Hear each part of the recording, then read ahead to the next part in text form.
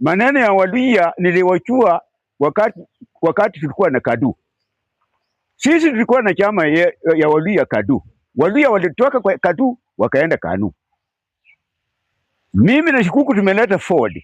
Waluhya walitoroka kwa Ford, chama ya Waluhya wakaenda kwa KANU kuunga Moi mkono. Sasa Mluhya ni mtu kama amelaniwa. Kwanza kura yenyewe hashiki. Sifuna atapita na mnakani bila kura. Umoja ndio wanafanya. Wanakuja kwa sisi Waluhya, waulize sisi ama wanafanyia tu maneno yao kwa maofisi Nairobi huko. Kama wanataka umoja wa Waluhya, waite Waluhya wote hapa Mulilo Katani. Alafu waseme mambo yao kama Waluhya sisi wote. Lakini maneno ya mahoteli ati Waluhya tumekaa. Tunakaanga wapi na hao? Waluhya viongozi kutoka Western wanakushagusa sisi wapika kura maskini.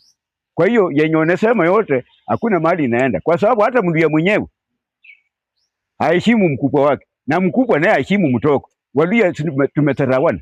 Kwa hiyo wasipochunga vizuri, hata Sifuna hata nani kutoka Western, kura nyingi tiko kwa Wakikuyu.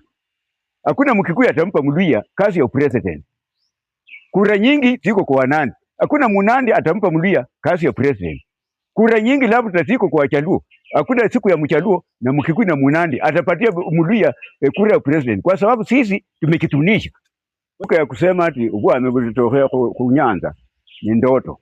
Kwa sababu katika nchi za Afrika hakuna mtu atampa wewe serikali bila wewe mwenyewe kujitokeza.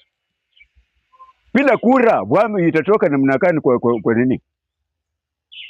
Hiyo Luka Waluhya wasahau kabisa. Wao nataka Mchaluo atampa ni kama muende kuinda nyama. Mumeenda kuinda nyama. Mtu anaweza kumpa wewe nyama amewinda na wewe umekaa tu, atu ameshaua atakupatia bure. Kwa hiyo maneno ya Nyanza wawacha